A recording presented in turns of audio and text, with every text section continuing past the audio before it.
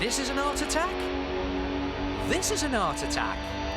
This is Art Attack.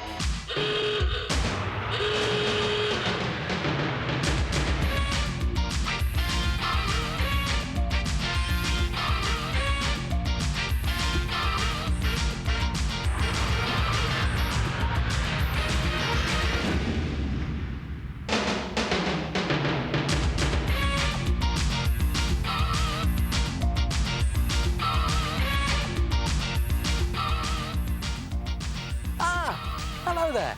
Hey, have you ever dreamt of owning your own Caribbean island? You know, a paradise in the sun. Well, now you can. And here it is. Your own dream island. Sand, sea and surf. In fact, anything you like, because you're the designer. Come and have a look at this. To make your dream island, take a piece of cardboard box card and start by drawing a rough design of the shape of your island. And make sure you leave loads of space around the edge for the sea. Now, I'm doing an island with a cove here, a beach, and 2 hills. Now, to create the 3D shape of your island, scrunch up some balls of tissue paper or loo roll and dip them into some PVA glue mixed in equal parts with water. And just dip the bottom of those balls in and then put them onto your drawn island. Now, to create hills for your island, just scrunch up bigger balls of tissue paper or loo roll and again dip those into the PVA and water mixture, just the bottom of the ball in the glue. And you can actually use newspaper for this if you want, and just press that onto the island. And then the messy bit. It wouldn't be Art Attack if there wasn't a messy bit. Yeah, look at that lot. Just slop the PVA glue all over those tissue balls and then take some more strips of tissue paper or loo roll, place those over those soggy tissue balls and then just with your fingers roughly press the tissue into the shape. I can feel it all squidgy inside there. And then make it even messier. Look at this. I can see people all over the land now going, oh, that looks terrible. Well, it'll look brilliant in a minute. More glue on the top and then just take your paintbrush and very carefully just smooth all of that tissue into the shape of your island.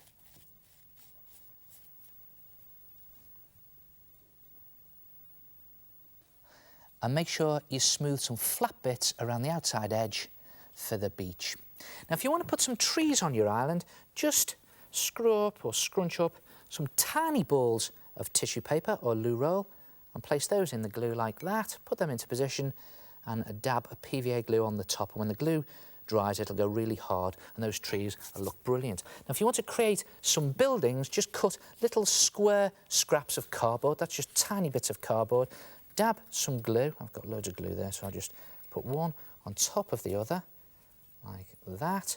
And then for the roof of the building, just fold over a small square of paper. See that? Just created it into a roof. Place that on the top and position it wherever you want on the island. And the idea is to just build the island up. Just use your imagination. In fact, it's great fun trying to work out where you're going to put everything. And don't forget, it's your dream island, so you can do what you want. When the whole thing is dry, look at this. It's gone rock solid, and these really do look like cliffs, and you've got all the buildings and these solid trees up there. And now to turn it into a paradise island, and you do this by painting it. And what I've done with this one here is I've painted the cliffs a nice grey, or you could even use brown. And the idea is to just really press your paint into all those nooks and crannies. Acrylic or poster for this, doesn't matter which paint you use. Now, for the tops of the cliffs and the trees, give it a really nice paradise feel and use some bright greens. Again, just going to slop that on the top, there like that. And for the trees, you could always mix in some darker greens, just to pick those trees out. And you could even put some yellows on there just to pick out some highlights, make it lots of nice greenery. Now for the sea, it's probably a Caribbean island, so slop on a nice Caribbean blue.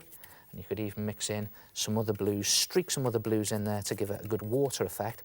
Now, see this shimmering surf effect? I have to admit, I'm a cheat. To get that, I used some of this stuff, just ordinary kitchen cling film. And it's just a case of when your paint is dry, slop some glue on just to the sea area and then just cut bits of this cling film, place them into the glue, and then wrinkle them up to create the waves. And if you do lots of waves by the cliffs, they look like crashing waves. And when you finish the whole sea, it looks something like that. And look at that, I've painted the beach a nice sandy yellow, I've painted the buildings a wooden brown, and that's it, your own dream island. And if you do a few of them, you could create a group of dream islands. They look brilliant, don't they? Or what about creating a nightmare island? Try it yourself, your own dream island. Hello, it's the Head. Now they are brilliant. And if you want to create one, just draw a rough island shape onto a piece of card. Dip scrunched up balls of glue roll or newspaper into PVA glue and stick them onto the card to build up your island. Glue a layer of tissue over these and push in your nooks and crannies, mountains and beaches. And bits of tissue or card for trees or houses. And when it's dry, paint it. And ask for some cling film if you want to glue on some nice frothy sea. And then you'll have dreamt up your very own dream island. Oh.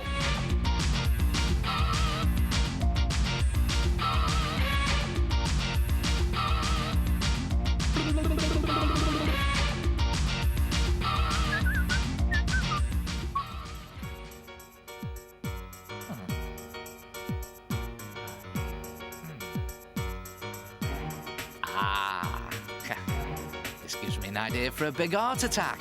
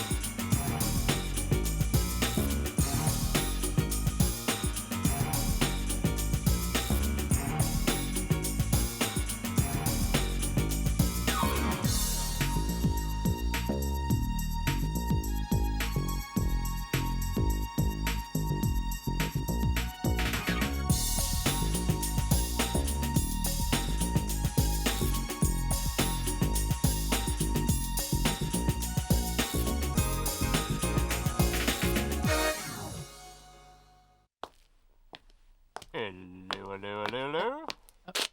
I say, what's wrong? Hey, what do you think? Hey, what do you think? What do you think? Hey. Uh-oh. Hey, come on here. Hey, look, hey.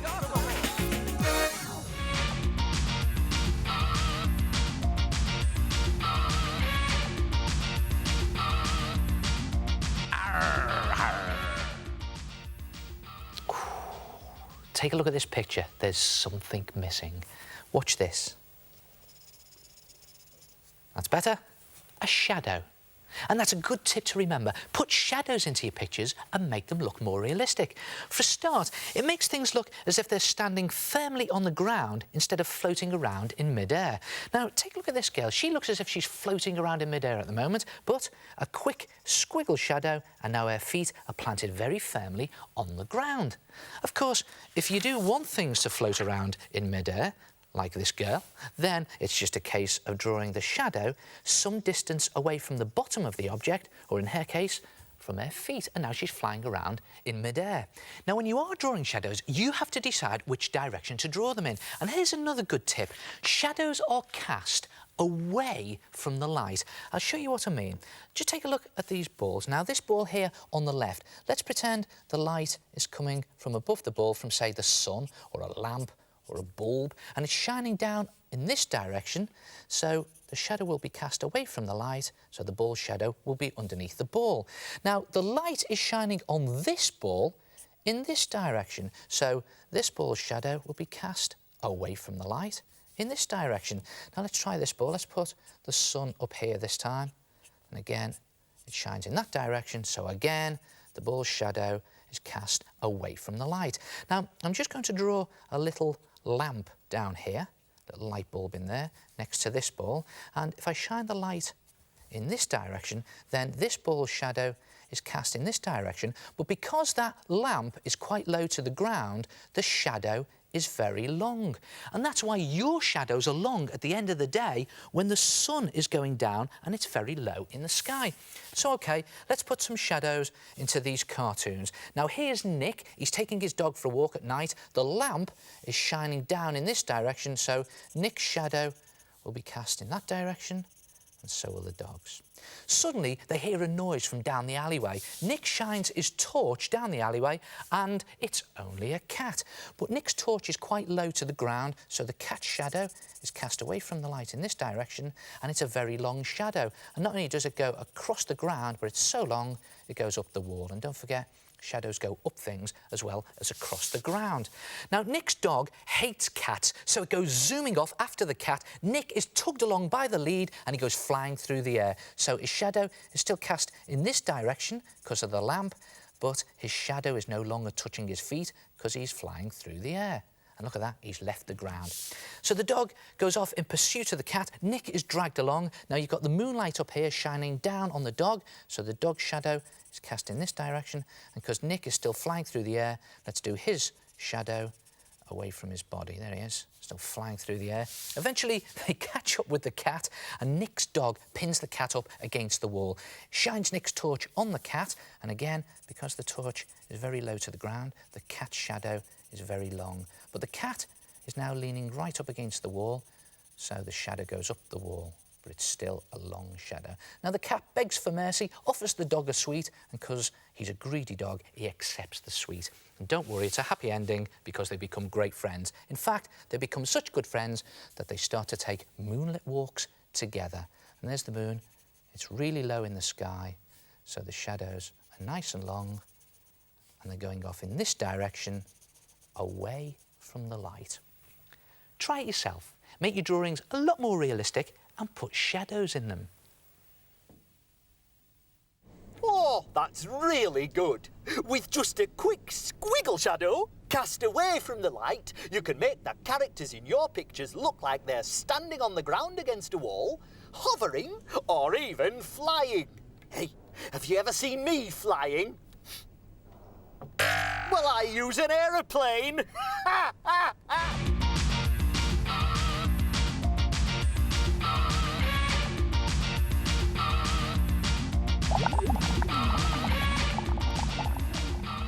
Hello, I'm Vicky. I made my art attack by gluing string along the lines of my picture. I then put PVA glue on it and sprinkled sand over it.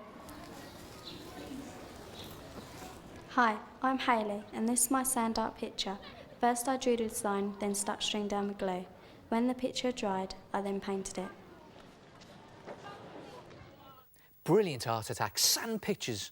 They look like sort of ancient Aztec warrior designs, what with all that sand and tribal warrior face paint. And they're very easy to do. Great fun as well. Just cut the side from a cardboard box and then draw on a very simple design. Now, tribal faces work brilliantly for this. And just do a very simple tribal face and just divide the face into sections to look like tribal warrior makeup. Now, I think the idea with that tribal warrior makeup was to scare away the enemy. So just make your face look as gruesome and as ugly as you possibly can. Just make it look really funny. I think I know what I'll do. I'll put the mouth open there and the tongue sticking out like that. This should scare off the enemy. And then when you've done your face, just do a border or a frame around the outside.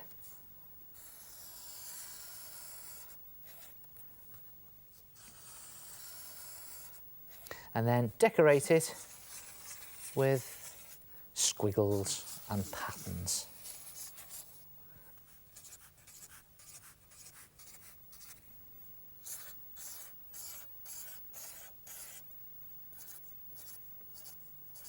And you can, if you want, at this stage, paint it.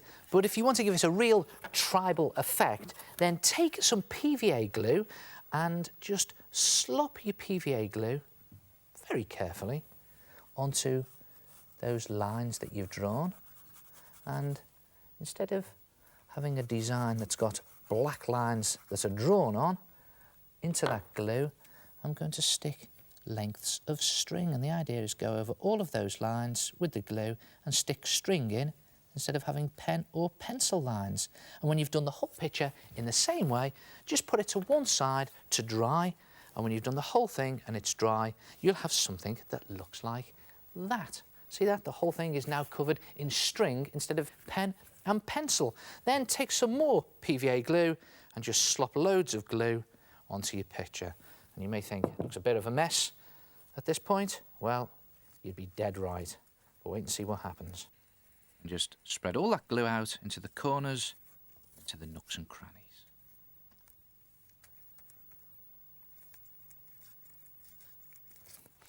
And when you've covered the whole thing in glue, before the glue dries, take some sand and sprinkle sand over everything.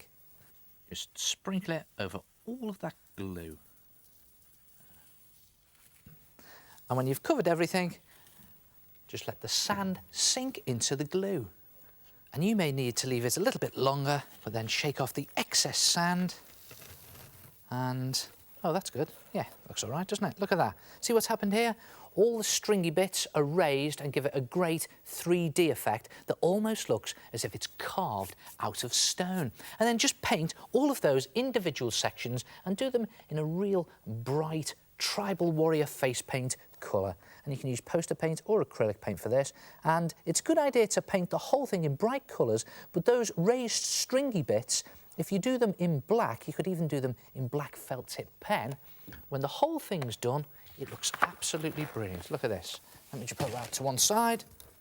And there it is. Look at that. And you see all the raised string bits here, I've painted black. Well, I did some of them with a felt tip pen because it was a lot easier. And there it is, an Aztec style sand picture. And you can do any style you like, actually. You could always do an animal sand picture. Or what about a sun and moon sand picture? And I did this rounded shape by drawing round a large dinner plate. Try it yourself, a sand picture, and I'll see you next time. Ta-ra!